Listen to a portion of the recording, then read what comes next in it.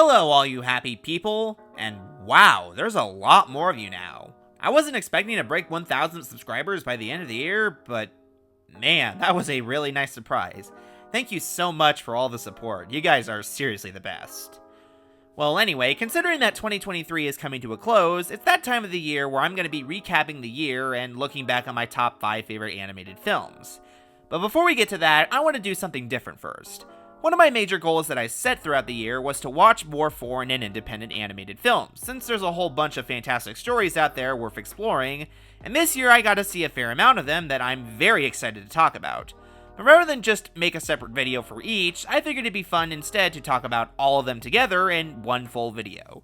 So in this video, I'm going to take a look at some of the foreign animated films that came out in the US in 2023, and I'll be including some films that were released internationally in 2022. Now, as always, this is going to be a subjective guide, and I'm going to be talking about the films that I saw that I personally liked. I want to keep this channel a positive place, and I don't like talking about animated films that I didn't care for, since it's not fun bashing on films, and would rather talk about ones that I personally liked the most.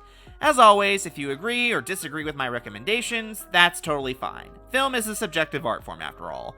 Also, keep in mind, there are some animated films from this year that I haven't gotten to yet since they weren't released where I lived, but I'll be sure to check them out soon, and I'll hopefully be able to talk about them if I do this video again.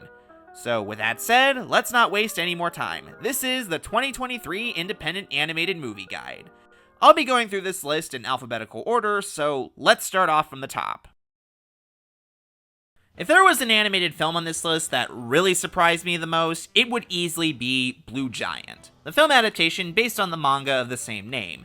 Much like the manga, it follows a boy named Dai, a high school student who moves to Tokyo with a saxophone hoping to become the best jazz musician out there. Alongside a jazz piano player and his best friend, who becomes a drummer, they set up a band called Jazz in the hopes to become the best jazz band in Tokyo and play at the most prestigious nightclub. While it may not be the most noteworthy story out there, this is a film that really gets going thanks to its high energy and passion. The film is quoted as saying that jazz is very hot and intense, and that's pretty much how I'd sum up this film. Once it gets going, it doesn't stop, and it really never lets up on the gas throughout its almost 2-hour runtime, and it mainly comes down to both the animation and music.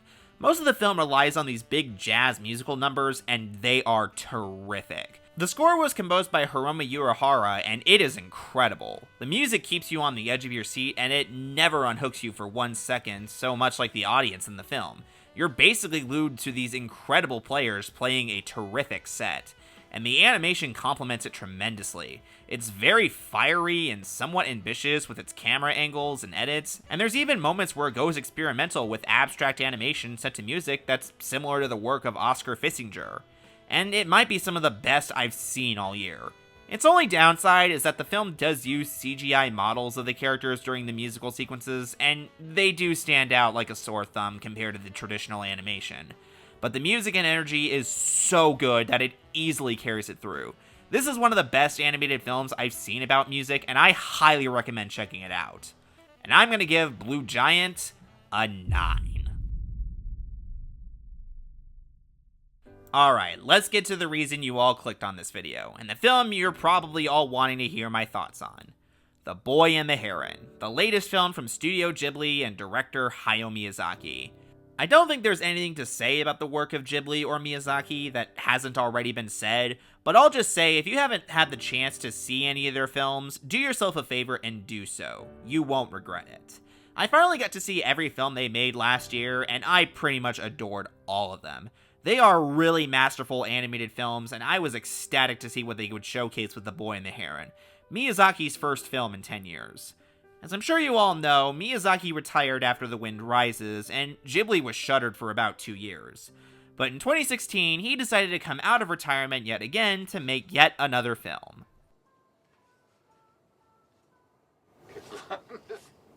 And even though I went in expecting a phenomenal experience, it really left me speechless by the end. Full disclosure, this is not just one of the best films from Studio Ghibli and Miyazaki, this is one of the greatest animated films I've ever seen. It's definitely a film that I can see some being really perplexed and challenged by, but this one somehow unlocked for me instantly, as it tells its tale of a young boy named Mahito, whom journeys into a mysterious tower in search of his mother. This is a film that really takes full advantage of the massive canvas that was given to Miyazaki, and he paints a portrait that is unlike anything I've ever seen. Out of all of his work, this is probably Miyazaki's most personal film to date, and I could really feel and sense a lot of his pain that he poured into it. This is a film that really has a lot of the same energy of other self-portrait films, like All That Jazz and The Fabelmans, where the director shows the bitter regrets and anguish that they've made in their lives while suffering for their art. But this isn't really a film that's about regret as much as it is about acceptance. Miyazaki obviously knows his time is short, and he knows that a lot of the wonderful fantasies he's created will eventually come to an end, but he's since embraced it and feels satisfied at what he's accomplished. And that's what I essentially got out of this film, a tale that's essentially about accepting fate. It also goes without saying the animation is incredible as expected from Ghibli, and the music by Joe Hisaishi is simple yet delicate. I'm not fully sure how this film is going to be fully processed and remembered in a few years amongst animation and Ghibli fans, and I don't even know what Ghibli is planning next or if Miyazaki will complete another film. But as far as I'm concerned, The Boy and the Heron is one of their most staggering achievements and an amazing work of art. See it if you haven't already. The Boy and the Heron gets a very easy 10. One of my favorite animated films to ever come out of France is Ernest and Celestine, the story of a bear and a mouse who become the most unlikeliest of friends in the face of prejudice and blossom as artists. It's one of the coziest animated films ever made, and I adore it very much. And now they're back in a brand new sequel, Ernest and Celestine, A Trip to Gibberitia. And it's once again another delightful adventure featuring the duo. Even if it might not live up to being as great as its predecessor, much like Chicken Run Donna the Nugget, it still works as a very good continuation and one that lives up to its predecessor. The story picks up some time after the first film as it follows the duo traveling to Ernest's home country to repair his one-of-a-kind violin. When they get there, they discover a silly law in place censoring music, allowing musicians to play only one note, and a resistance against the ridiculous law brewing thanks to a rebel named Mifasol. From there, the duo set off on a journey throughout the country to figure out how to repair the violin and even fight the unfair law. One thing that really carries over from the first film is easily the watercolor animation, which is simply lovely once again, and I also enjoyed the light sprinkle of humor thrown in. Though the thing I particularly liked about this sequel was the themes. The main theme of this film primarily focuses on how children should pick their own careers and the ridiculousness of the censorship of art, and this film really knew how to convey it by how it expands Ernest's backstory. We learned only a little about his old life in the first film, notably his conflicts he had with his family when he chose music over law, and here we get to see it expanded and why Ernest didn't talk about it as much as we meet his father, still stubborn and angry over it, and how his frustration has divided the family. Literally, as their house is split in half. And I also loved seeing Ernest reunite with his little sister and the bond they had together. And once again, the friendship between Ernest and Celestine is simply wonderful. While the writing of the film isn't perfect, and I do miss that cozy atmosphere of the first film, this little adventure is still a delight and has almost everything carried over from the first film. If you enjoyed the original, you'll most certainly enjoy this sequel. And I'm going to give Ernest and Celestine, A Trip to Gibberitia an 8.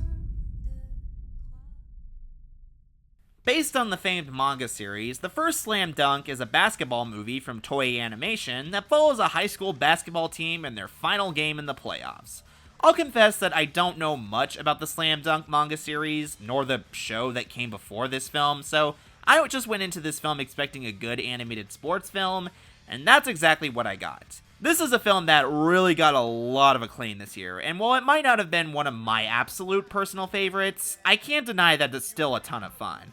The basketball scenes in this film are really suspenseful and exciting, and the animation, which combines 2D and CG together, is superb. Much like Blue Giant, it really does have a lot of energy and adrenaline as you watch this team basically try to figure out how to win the big game and turn around their score after the opposing team crushes them for a while. And I also do admire that you got to go into the heads and hear about what a lot of the characters are thinking, whether it be the players, the coaches, or even some of the spectators. I'll confess that while I did enjoy this film, I wouldn't call it a perfect one, as I did find it a bit too long, and I also found some of the backstory stuff involving one of the players a bit too melodramatic for my tastes. And again, I don't have that much connection to the manga, so this was coming from someone who went into it blind. But even if this film isn't the grand masterpiece to me, like others might suggest, I still can't deny that the film is a lot of fun, and I do recommend checking it out, especially if you're a sports fan. With that said, I'm giving the first slam dunk an 8. Here's a film that premiered back in 2022 at the Cannes Film Festival. Little Nicholas, Happy as Can Be. This animated French film adapts the comics of the same name written by René Goscinny and illustrated by Jean-Jacques Sampé, featuring a young boy named Nicholas and his childhood, while also detailing the past behind the two men who made the comic. The original Little Nicholas books were known for their simple vibes while satirizing on childhood nature, and it all adds up to being such a cozy little film. It has the same vibes that films like Ernest and Celestine and My Neighbors the Yamadas gave me, not just from their watercolor atmosphere that relies on their cartoony animation, but also the quiet and lovely views on everyday life through an animated lens, with some humor and whimsy thrown in.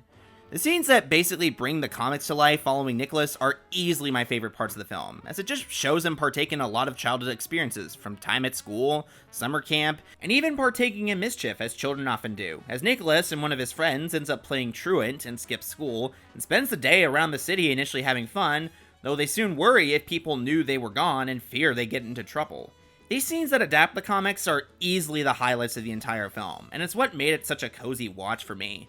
Plus, I also like some of the tricks they did with the animation, as whenever a character moved away towards the edge of the frame, away from the watercolor backgrounds, the colors in the characters themselves faded, and they just become an ink sketch. It was such a clever touch. Though it's not just the comic portions that made the film work, I also enjoyed learning about the two men and why they created the character as well, as they both had the unhappiest of childhoods, and they wanted to figure out how to capture the joy of a childhood they wished they had in their art. It was very fascinating. I do wish the film dove a bit more into their friendship and creative process, and I also think the film's structure is a little uneven. The cozy atmosphere and simple vibes made this such a sweet little film. If you haven't seen it, it's on Tubi for free as of this video right now, so give it a watch for some cozy vibes. And I'm gonna give Little Nicholas, Happy as Can Be, an 8. This is a film that I'll confess I probably liked a bit more than I should have. Lonely Castle in the Mirror, a film from director Kenshi Hara, the director behind Summer Days with Ku, Colorful, and Miss Hokusai.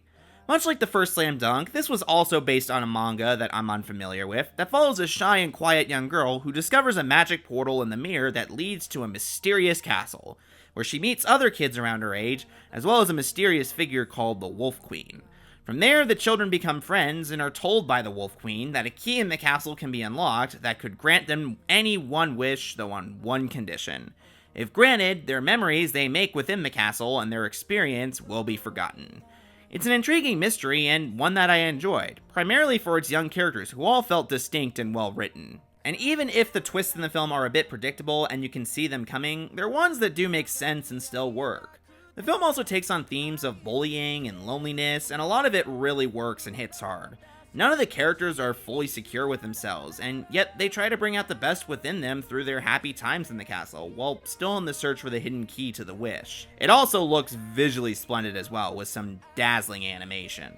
Even though the film does feel a bit too long at times, and some of the shot structures are a bit wonky, this film is still really lovely, and I enjoyed it for its quiet atmosphere. I'm always gonna love a good coming-of-age film, and alongside the mysteries, this does it quite nicely.